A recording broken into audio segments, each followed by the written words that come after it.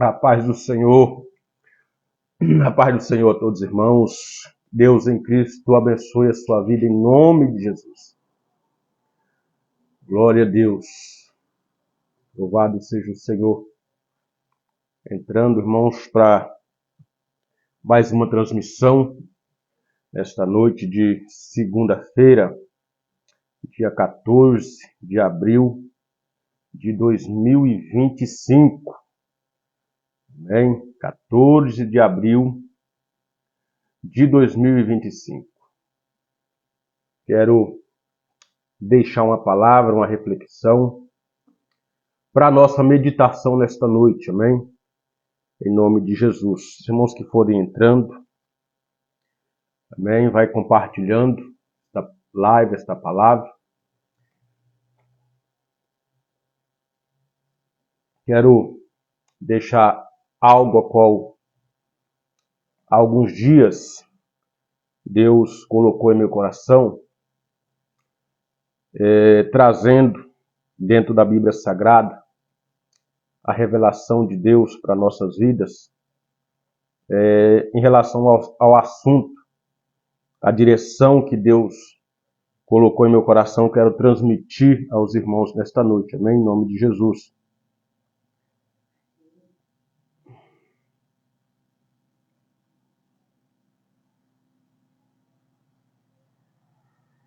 Aguardar os irmãos um pouquinho, amém?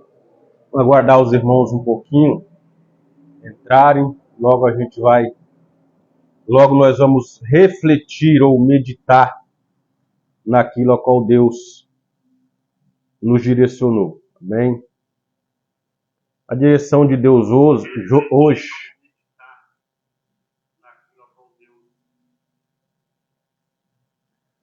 A direção de Deus hoje, irmãos, para a nossa vida, para a nossa meditação, é a respeito do Evangelho, amém? E eu inicio sempre com uma pergunta. E nesta noite, nesta meditação, não vai ser diferente. A pergunta de hoje é: que tipo de Evangelho estamos vivendo? Que tipo de evangelho estamos vivendo, ou que tipo de evangelho estamos transmitindo? Que tipo de evangelho estamos absorvendo? Bem, quem é que está assoviando aí? Que tipo de evangelho estamos absorvendo? Amém? Dentro disso, meus irmãos, Deus me direcionou alguns dias atrás a respeito dos acontecimentos, amém? Pregações, ministros,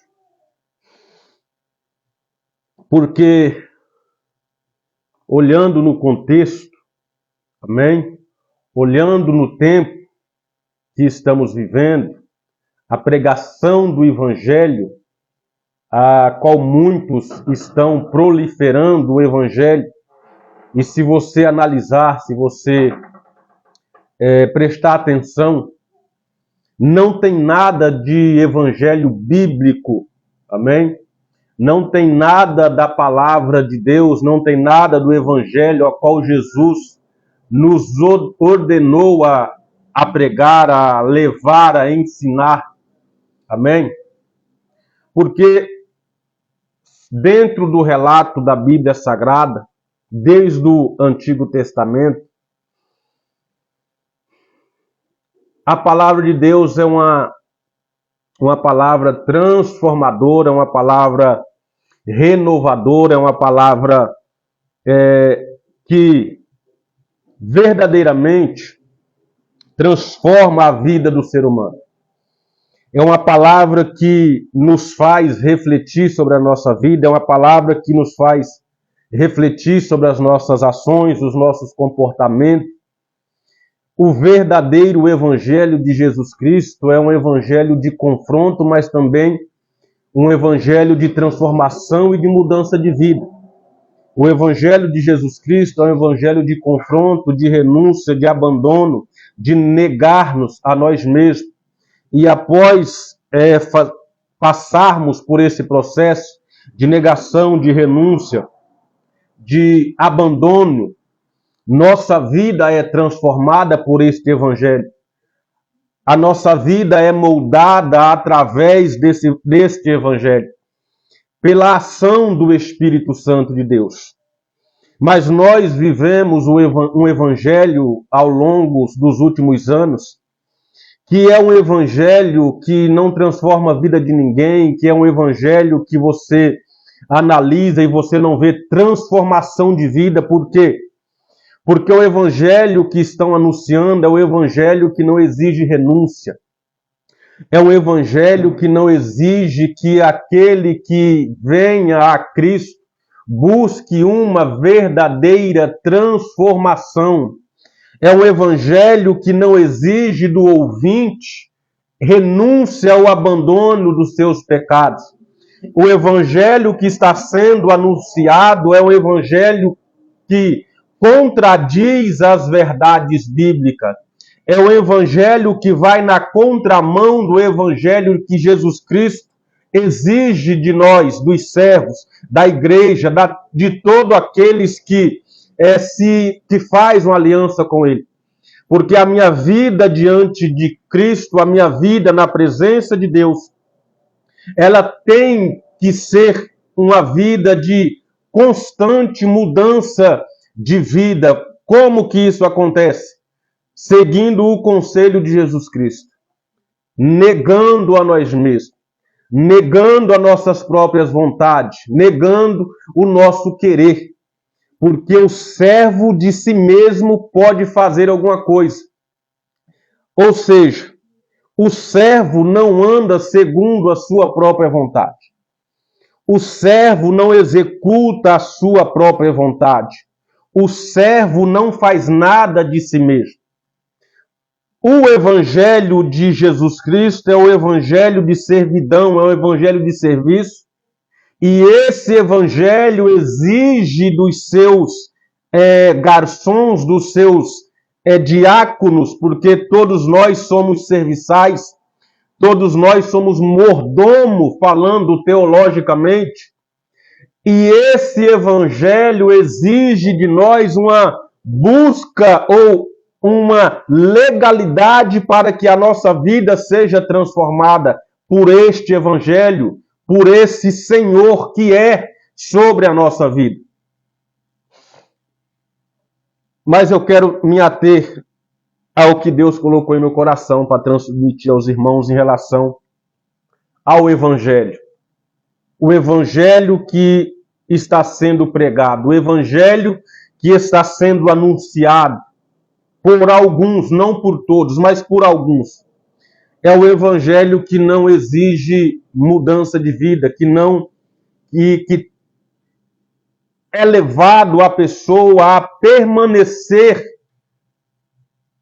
nas mesmas práticas, a permanecer do mesmo jeito, a não buscar uma mudança, a não buscar uma renovação, a não se permitir uma transformação, que essa transformação não acontece de nós mesmos para nós mesmos.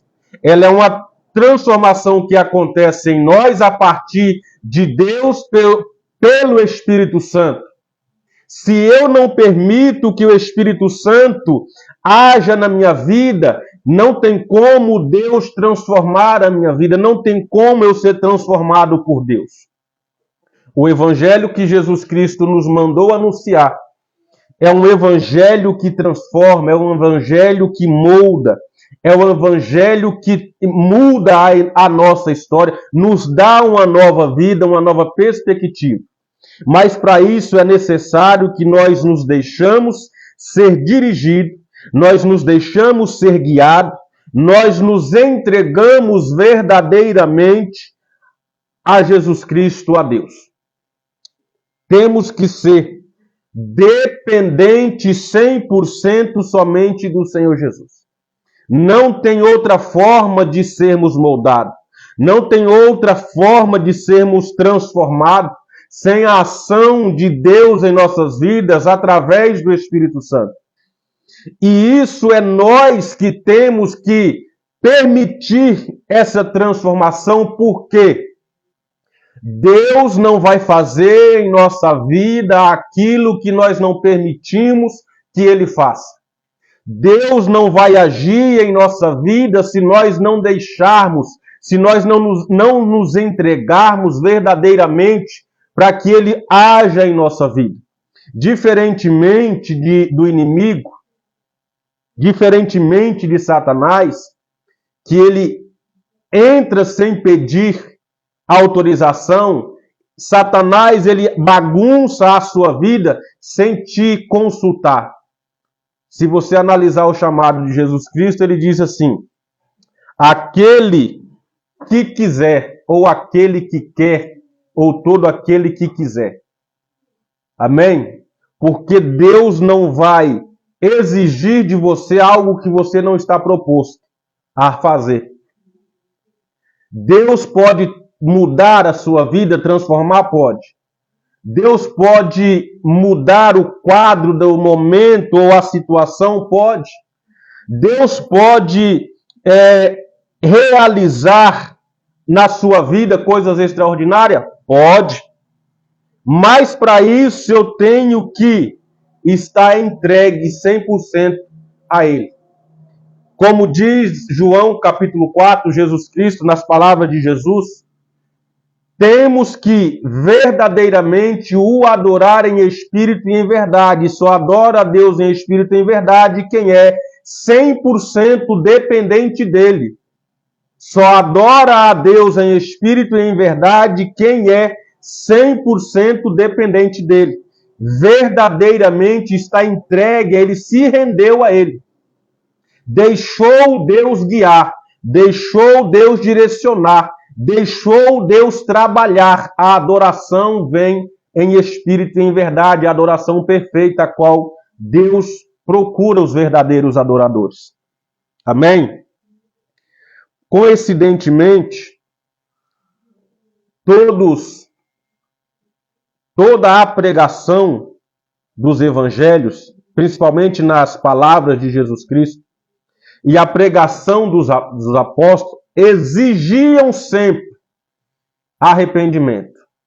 O centro da vida cristã não é o centro do evangelho. O centro do evangelho, da palavra, sempre é Jesus Cristo. Jesus Cristo é a base de tudo.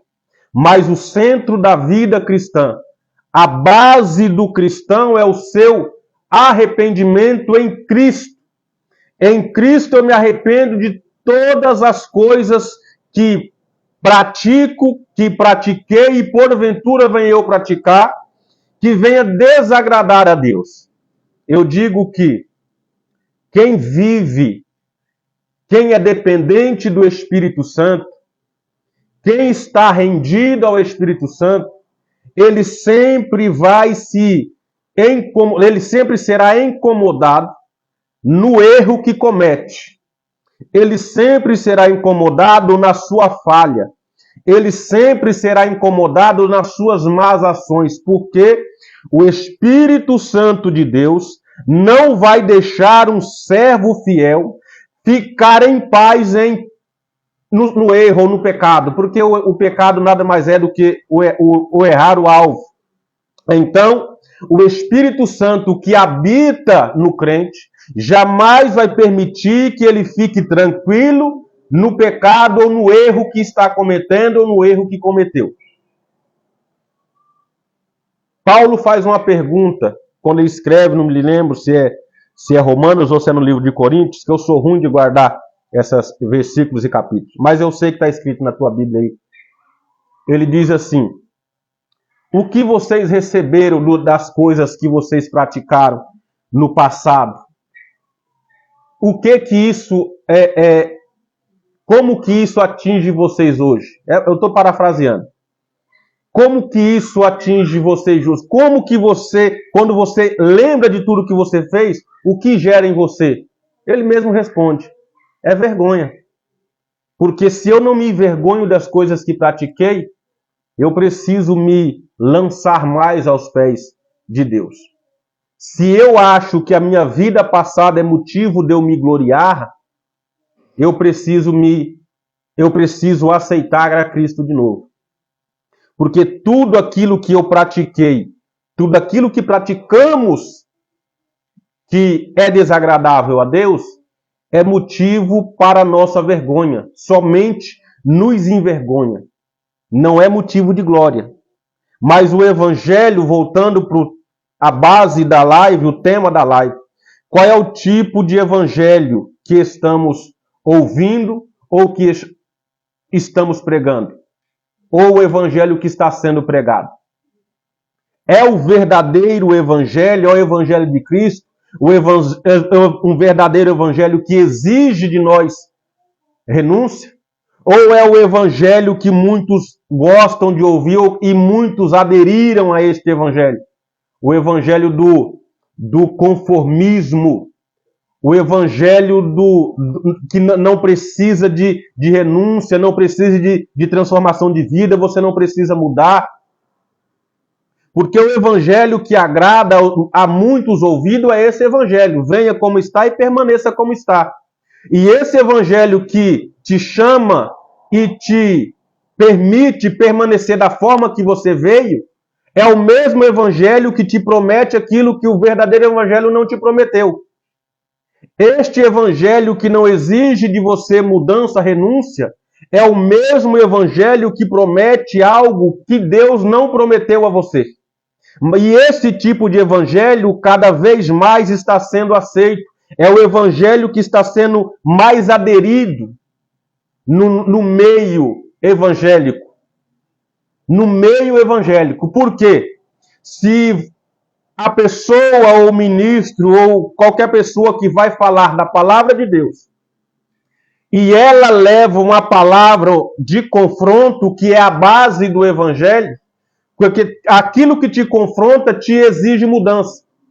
O que não te confronta te dá legalidade para você permanecer da mesma forma. Então o evangelho de Jesus Cristo, ele é um evangelho que confronta. A palavra de Deus é uma palavra que confronta, é uma palavra que exige algo de mim, exige algo de você. E esta palavra que exige mudança, esta palavra que exige renúncia, cada dia mais está sendo desprezada. Porque as pessoas estão aderindo ao evangelho do não julgueis. As pessoas estão aderindo ao evangelho do não toqueis no ungido do Senhor. As pessoas estão aderindo ao evangelho do não precisa mudar. Venha como está, permaneça como está. Deus não vai exigir. Vou reformular. Eu não exijo nada de você. De fato, eu não posso exigir nada de você, mas a palavra de Deus, ela exige. O seu pregador ou a pessoa que você ouve, de fato, ele não pode exigir nada de você. E ele não exige nada de você porque ele não prega a palavra da forma que ela é.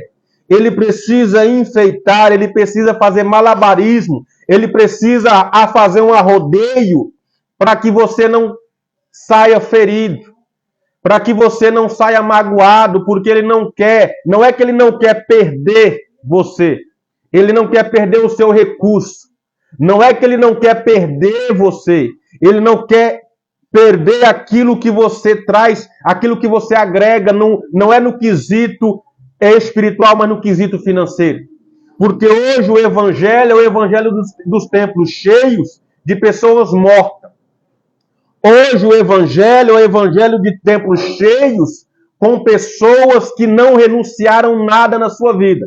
Hoje o evangelho é o evangelho dos templos cheios de pessoas que não querem mudança na vida. Mas olhando dentro da palavra de Gênesis e Apocalipse, mas a gente está atendo aos evangelhos. Toda a palavra de Deus exige algo do seu interlocutor, ou algo de nós. Amém?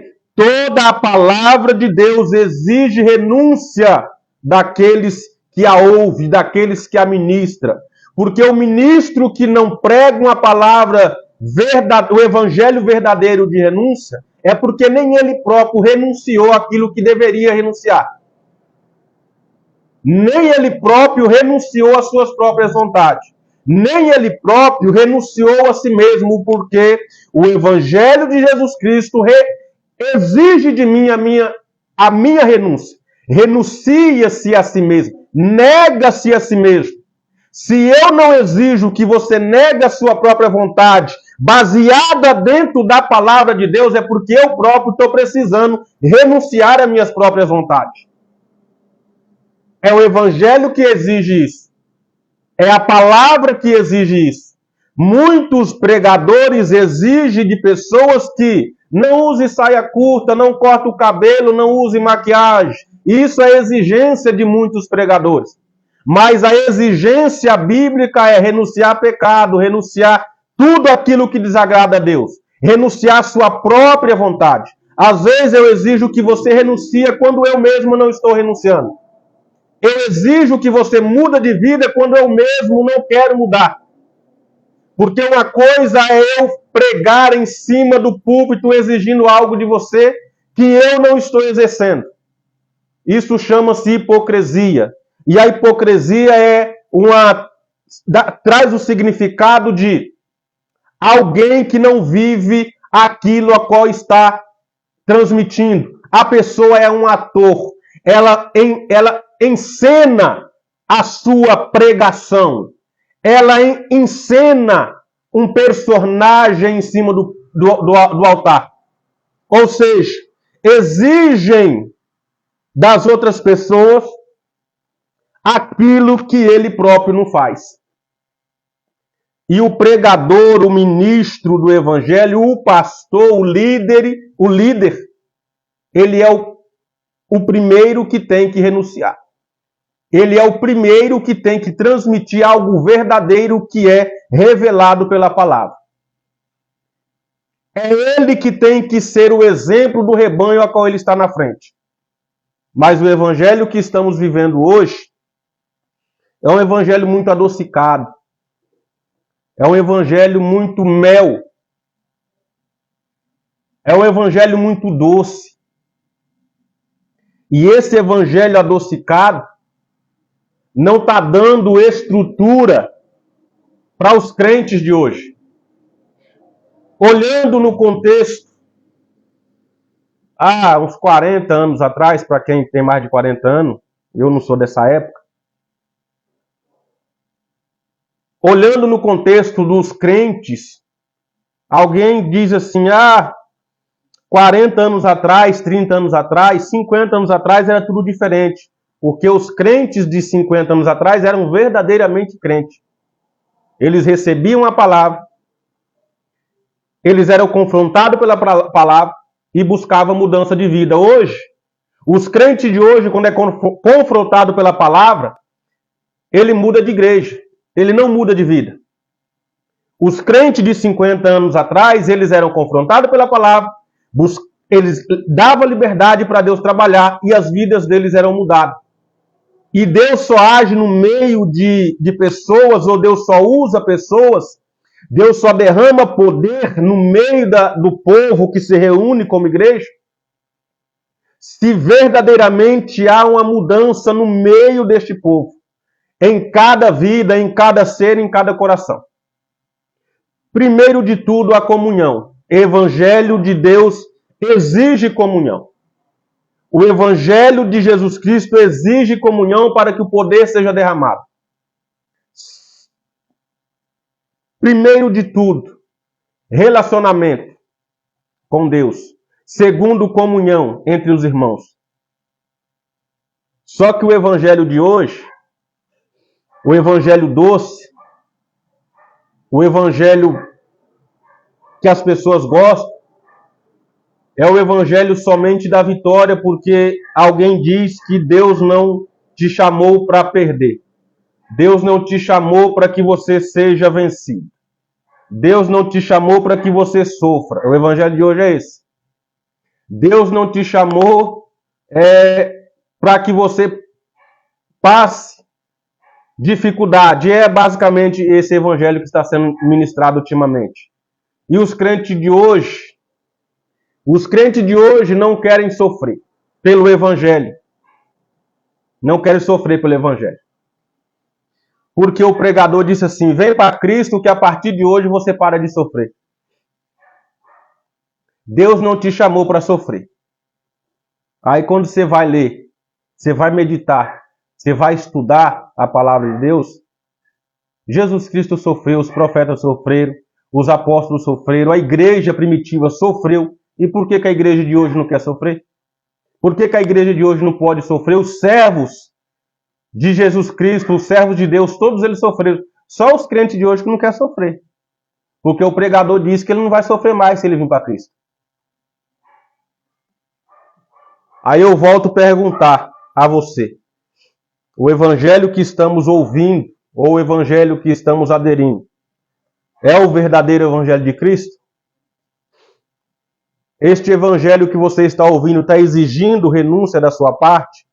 Está exigindo renúncia, mudança, busca de transformação, de renovação? Que a Bíblia diz que quem está em Cristo é nova criatura, porque este é o evangelho. A velha criatura tem que morrer. A vontade tem que ser suprida pela vontade de Deus. A minha vontade não pode ser além da vontade de Deus. O meu desejo não pode ser além dos desejos daquilo que Deus tem preparado para mim. O servo não vive segundo a sua vontade. Muitos dizem assim: eu sou servo do Senhor. Aí eu pergunto: está fazendo a vontade do seu Senhor ou está fazendo a sua? É Ele quem dirige os seus passos? Ou você decide por si mesmo? É Ele que te direciona? Ou você imagina e pensa e projeta e já mete a cara para fazer? É uma pergunta. Que tipo de evangelho você está vivendo? Que tipo de evangelho você está sentando para ouvir?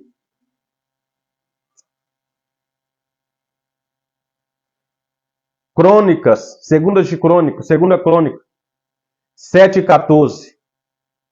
Mas eu vou mais além. A Bíblia diz que Noé pregou.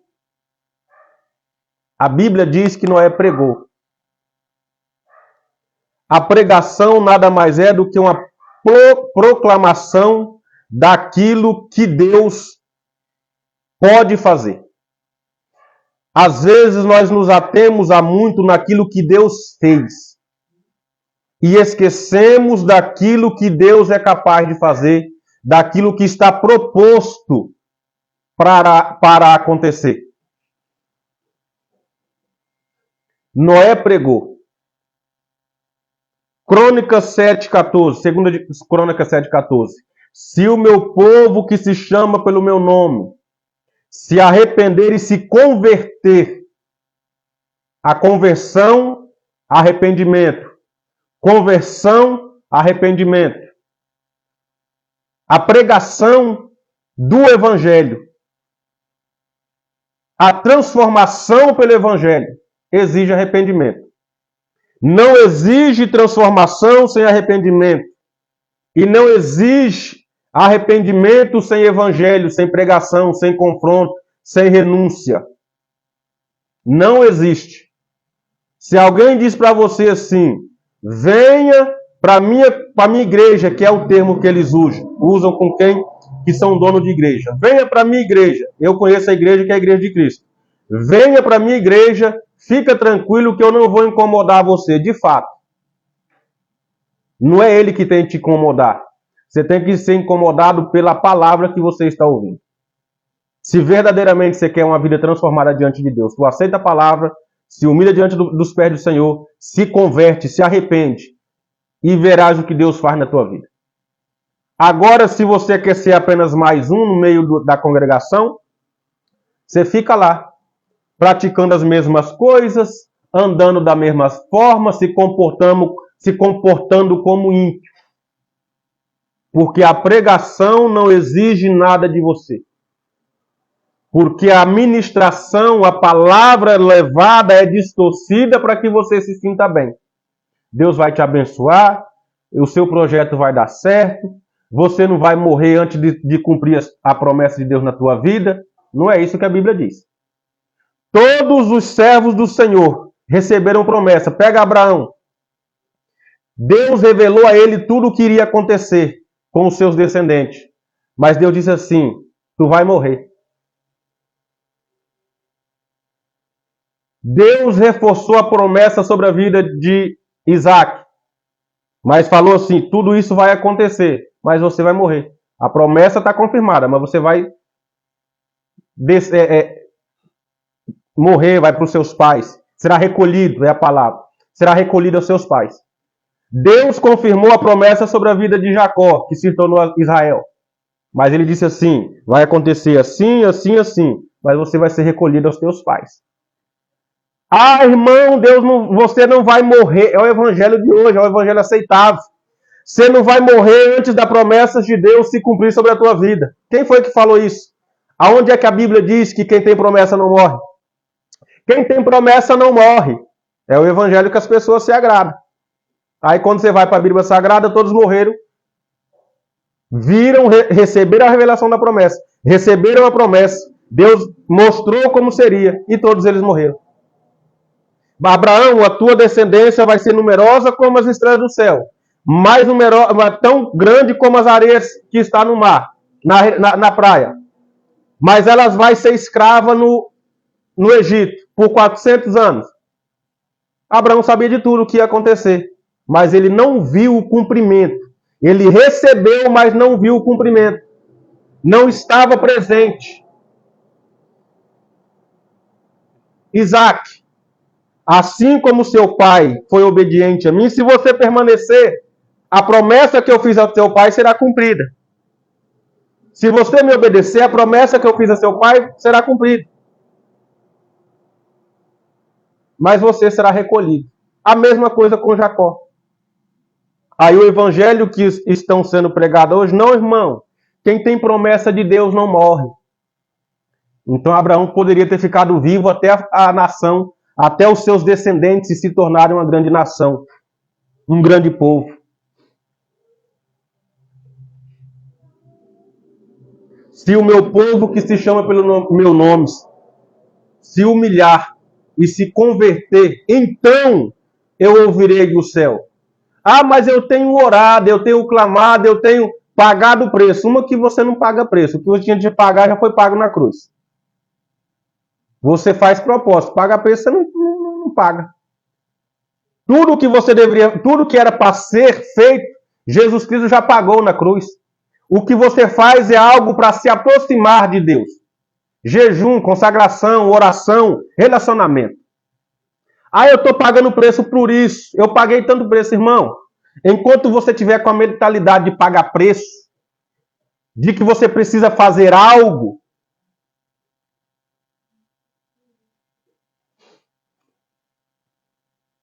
Paulo diz que nós já somos abençoados. Nós já somos abençoados. O que nós devemos aprender é esperar no tempo de Deus. É esperar no tempo, na hora, no dia, segundo a vontade de Deus. Eu estou pagando o preço. O que tinha que ser pago, Jesus Cristo já pagou. Ele encravou na cruz todo resquício, todo escrito de dívida que nos era contrário. Tudo em relação à nossa vida, Jesus Cristo já pagou. Hoje eu busco com Ele relacionamento. Hoje eu busco com Ele comunhão, intimidade. E para eu ser íntimo de Deus, eu tenho que me humilhar. Na oração, no jejum, na leitura da palavra, na consagração, na obediência. Tenho que me humilhar. Jejum para propósito, jejum para relacionamento, jejum para proximidade, oração para relacionamento, para conversa, oração lance diante de Deus, aos pés dele todas as suas necessidades. Conta para ele tudo o que você está passando. Relacionamento. Jejum, proximidade. Lembra quando Jesus Cristo, alguém falou assim, mestre, Jesus, por que os discípulos de João jejuam e os seus discípulos não jejuam? Aí Jesus Cristo diz assim, como que eles vão jejuar se eu estou aqui presente? No dia que eu for tirado, eles vão jejuar. Ou seja, como que eles vão praticar o jejum se eles estão na minha presença, eu estou com eles diariamente? Quando eu for tirado, eles vão buscar jejum para ter essa proximidade de novo comigo, para estar próximo de mim, mais uma vez. Então o jejum é para proximidade. Aí ele diz, aí ele traz a visão de que quanto mais próximo, tudo quanto você pedir em meu nome, no nome de Jesus, pedir ao Pai, Ele vai conceder. Tudo. Mas para isso eu preciso ter com Ele uma proximidade. Ser próximo, ter relacionamento, ter comunhão, ter intimidade e contar para Ele todas as minhas necessidades.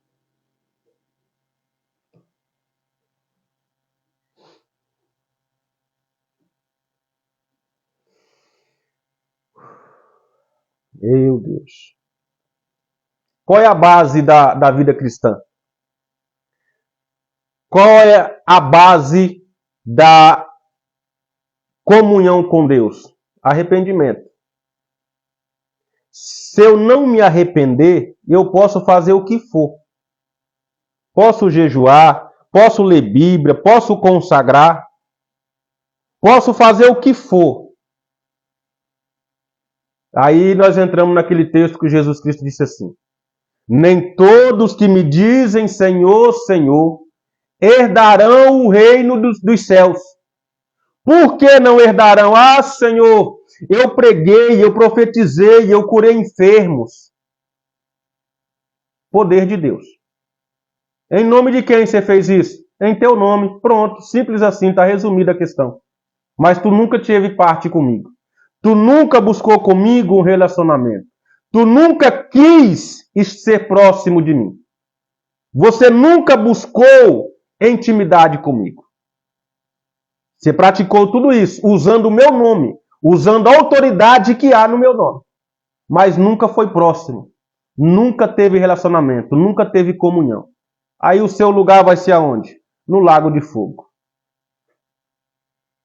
Mas que evangelho? Este é o evangelho. Evangelho de proximidade com Deus. E quanto mais renúncia, quanto mais abandono das minhas práticas que desagradam a Deus, quanto mais luta para não satisfazer as concupiscências da carne, esta luta é diária, esta luta é cotidiana. Todo dia eu tenho que lutar. E outra coisa, lutar e vencer. Todo dia eu tenho que vencer isso. Todo dia eu tenho que vencer essa batalha. Quanto mais... Tem uma frase que diz...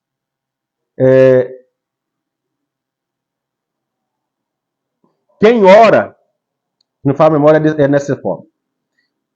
Quanto mais oração, mais distante do pecado. E quanto menos você ora, mais próximo do pecado você está. Quem ora não peca. E quem peca não ora. Quem ora não peca. E quem peca não ora. Porque a oração te afasta do pecado. Mas o pecado te afasta da oração. Esta é a frase. A oração te afasta do pecado. E o pecado te afasta da oração. Pastor Edilson, Deus abençoe, meu filho. Em nome de Jesus, a paz do Senhor. Vamos finalizar com alguns textos que eu marquei aqui. Primeiramente, Lucas 3. Lucas 3. Eu já falei de 2 Crônicas 14. Lá no início. O Antigo Testamento. Mas está exigido isso desde lá. Desde o Antigo Testamento está exigindo de nós, do servo de Deus, renúncia. Aparece João Batista pregando. Qual é a mensagem de João Batista? Lucas Primeiro vamos para Mateus aqui. Só para mim não perder aqui a Mateus 3. Mateus 3 no versículo 2. Qual é a mensagem de João Batista? Se você analisar. A palavra diz assim: naqueles dias apareceu João Batista pregando no deserto da Judéia. O que o João pregava? Arrependimento. Arrependei-vos, pois está próximo o reino de Deus. Arrependei-vos, pois está próximo o reino de Deus. Pregação de João Batista, arrependimento. A pregação de Jesus, no mesmo capítulo 3, no capítulo 4, versículo 17, depois da morte de João. Desde então começou Jesus a pregar: arrependei-vos, porque, Senhor, pois está próximo o reino dos céus. A base da vida cristã em Cristo Jesus é pelo arrependimento. Não existe vida com Deus, não existe relacionamento com Jesus Cristo sem arrependimento. Não existe vida transformada sem arrependimento. Não existe vida moldada sem arrependimento. Se eu não me arrependo dos meus atos, se eu não me arrependo das minhas ações, não há vida em Cristo. Não estou vivendo aquilo que a Bíblia nos manda, aquilo que Jesus nos direciona na palavra. João Batista, arrependei-vos. Jesus Cristo iniciou seu ministério, arrependei-vos. Os apóstolos na pregação, Atos capítulo 2, Atos capítulo 3, Atos capítulo 4, Atos capítulo 10, Atos capítulo 16. Qual é a base da vida com Cristo? Arrependei-vos. Pedro, o que nós devemos fazer para sermos salvos? Arrependei-vos. Paulo, o que nós devemos fazer para ser salvo? Arrependei-vos. Jesus Cristo iniciou seu ministério com a mesma pregação.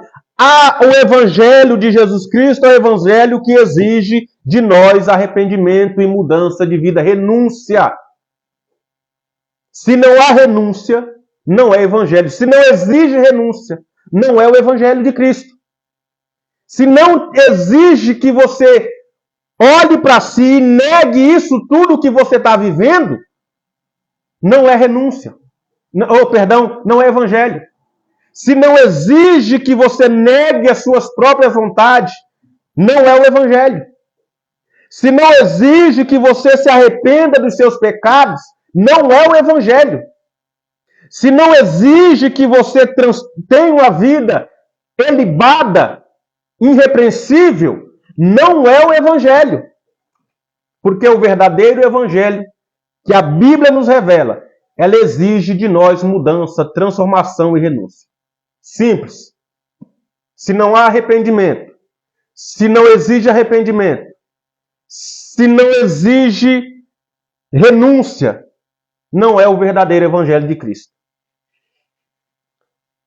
Não, mas a palavra é dura. De fato, a palavra de Cristo é dura. A palavra de Deus é dura, mas esta palavra que transforma a vida. A palavra que muda a história. A palavra que muda as situações é a palavra dura. A palavra que exige arrependimento é a palavra dura. Venha. Pode vir como você está de fato. Deus nos aceita da forma que nós estamos. Não nos aceita da forma que somos. Venha como está. Glória a Deus. Mas agora você tem que buscar transformação de vida. Deixar que Deus transforme sua vida. Deixar que Deus gere em você uma nova criatura. Abandonar as suas velhas práticas. E renunciar às suas vontades. Este é o Evangelho de Cristo. Este é o verdadeiro Evangelho de Cristo. Evangelho de renúncia, Evangelho de arrependimento.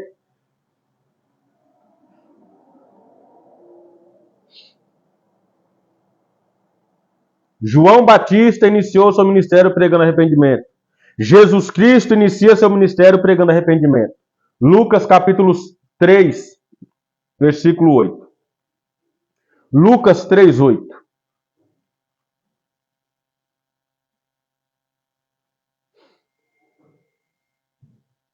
Olha o que diz Lucas 3,8 nas palavras de João Batista. Produzi frutos dignos de arrependimento,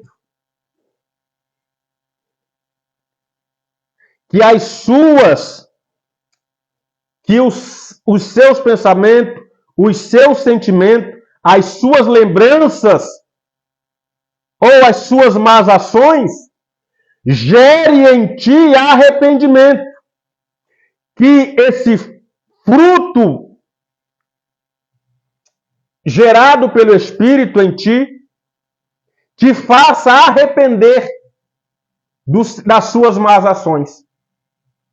Que o fruto gerado em ti pelo Espírito Santo te faça arrepender dos seus maus comportamentos, das suas práticas, das suas velhas práticas ou das novas práticas que desagradam a Deus. Produzis, pois, frutos dignos.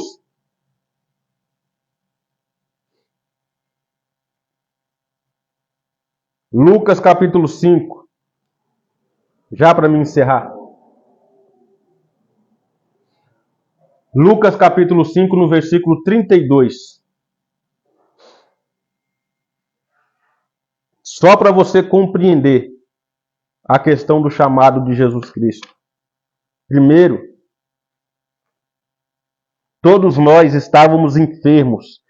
Todos nós estávamos mortos. Todos nós estávamos perdidos, presos no pecado. Todos nós estávamos doentes.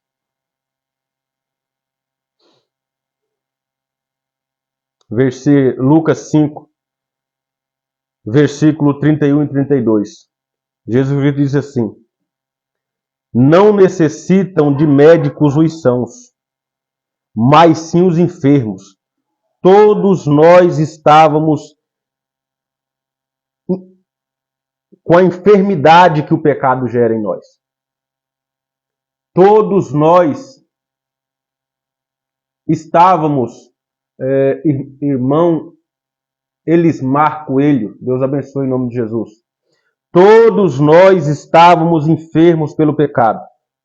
Aí Jesus diz no 32, no versículo 32, eu não vim chamar justo aqueles que acham que não tem pecado, aqueles que acham que não pecam. João diz, todos somos pecadores. Paulo diz, todos pecaram. Mas como lá na epístola de João, todos nós somos pecadores, mas nós não vivemos pecando. Nós não vivemos em pecado, somos pecadores, mas não vivemos em pecado. Somos pecadores arrependidos. Aí Jesus diz assim, eu não vim chamar o justo. Porque Jesus está tendo aqui um embate com os fariseus, que é sempre o grupo que Jesus sempre tinha embate em relação à vida com Deus. Eles se achavam justos. Aí Jesus diz assim, eu não vim chamar justo. Você que acha que você é justo, já está justificado, eu não vim chamar você. Mas sim, vim chamar os pecadores. Vocês acham que não tem pecado? É só você ler João capítulo 4. Ou João capítulo 5 a capítulo 6, a mulher adúltera, que foi pegada de adultério. Aí Jesus diz assim, eu não vim chamar o justo, mas sim os pecadores. Jesus veio chamar os pecadores para quê? Para quê? Vim chamar os pecadores ao arrependimento. Eu vim chamar aos pecadores para que eles se arrependam. Eu vim chamar pessoas que estão em pecados para que elas venham a trazer luz à memória, à mente, clarear, direcionar, trazer algo que ela venha se arrepender. E este arrependimento só é gerado pela verdadeira palavra, pelo verdadeiro evangelho. pelo verdadeiro evangelho, pela palavra que pega pesado mesmo. A palavra que nos faz refletir, a palavra que nos põe no chão. É este verdadeiro evangelho que gera em nós um arrependimento. É este evangelho que gera em nós o arrependimento. Porque a palavra que nos abate hoje é a mesma palavra que nos põe de pé amanhã. Por que tem muitos crentes que não suportam a aprovação, que desistem na hora da aprovação? Porque acostumou ouvir a palavra. Você não foi chamado para sofrer. Você não foi chamado para passar por isso. Todo mundo sofreu. Por que eu não posso sofrer? Todo mundo passou por sofrimento. Por que só eu não posso passar por um sofrimento? O verdadeiro evangelho é o evangelho que exige que nós vamos passar por tribulação. Jesus Cristo disse: no mundo tereis aflição. Vós sereis atribulados de um todo. Por que os pregadores insistem em dizer que você não foi chamado para sofrer? Que Deus não te chamou para sofrer? Se Jesus Cristo disse que seríamos afligidos, Jesus Cristo disse que seríamos perseguidos, Jesus Cristo disse que seríamos apedrejados, Jesus Cristo disse que seríamos caluniados. Aí os crentes estão tão acostumados com só ouvir palavras sei lá, de massagear ego. Acostumaram-se a ter o ego massageado, que quando ouve uma palavra mais dura, quando ouve uma calúnia, quando são perseguidos, fala assim: eu não quero mais. Eu não vou mais. Porque acostumou ter o ego massageado. Porque os pregadores são, principalmente esses que gostam de postar agendas nos seus status, nas suas páginas de Facebook, eles gostam de falar que você foi chamado só para receber bênção. Ele gosta de falar para você que Deus te chamou só para te abençoar, que você não vai sofrer, que você não vai passar por necessidade, que você vai receber isso, que você vai receber aquilo. Só isso. Porque ele quer voltar na sua congregação, ele quer voltar na cidade, ele quer voltar para ministrar.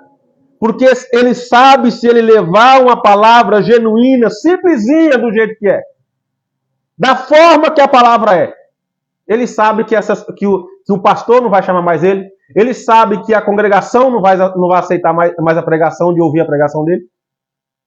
Porque se ele não bajular o pastor e não lançar uma palavra boa para os ouvintes, ele não tem porta aberta novamente na congregação. Se ele não levar uma palavra de confronto, ele sabe que a agenda dele naquele lugar não será mais aberta. Se ele não levar uma palavra de correção, ele sabe que ele não vai ser mais recebido naquela congregação. Se ele não bajular o pastor daquela congregação, o pastor presidente, o pastor dirigente, ou o responsável pela congregação, ele sabe que ele não volta mais ali. Se ele não lançar uma palavra na vida do dirigente, ele sabe que uma palavra boa, é claro, uma palavra de bênção, é claro, ele sabe que ele não volta mais ali. Mas se ele levar uma palavra de correção, uma palavra que exige renúncia, que é a palavra que a Bíblia nos revela, ele sabe que a agenda dele vai ser fechada ali. Ele sabe que ninguém vai chamar ele para ministrar mais.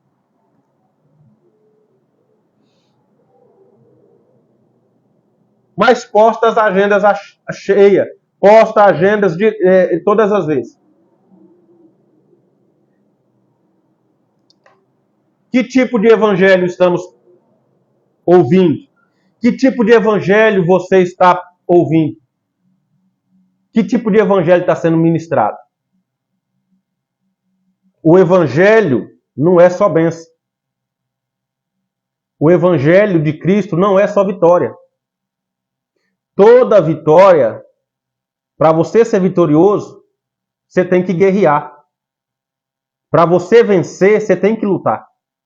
Só que o evangelho que as pessoas gostam de ouvir é o evangelho que não exige dela luta alguma.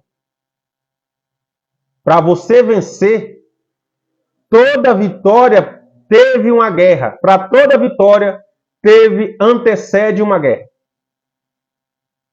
Para toda vitória, antes de tudo, teve batalha. E em várias delas, muitos saem feridos.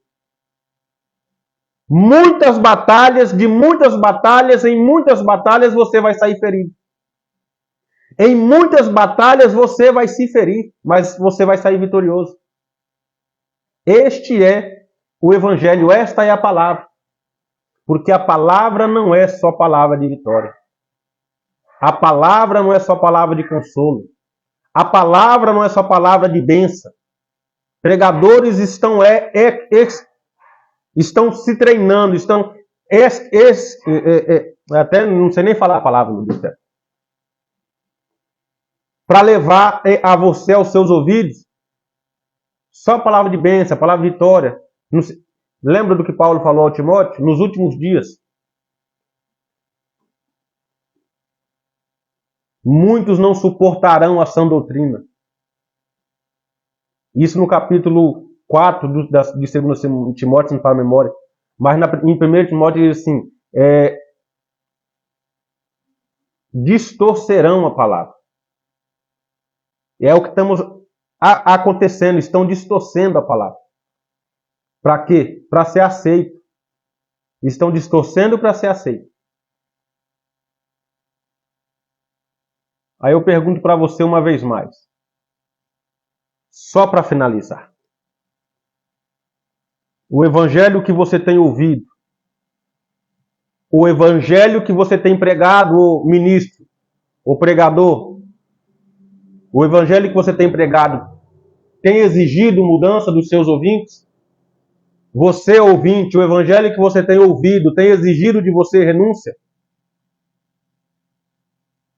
Você tem renunciado às suas vontades para viver na presença de Deus? Para viver em Cristo, você tem renunciado às suas próprias vontades? Você tem deixado que Cristo direcione a sua vida? Você tem se entregado verdadeiramente a Ele, a Deus? O evangelho que você tem ouvido tem exigido de você mudança de vida? Amém? É só uma reflexão para mim, para você, para nós, como servo de Deus, como servo de Cristo, como ministro do evangelho, como pregador, proclamador das boas novas. Que tipo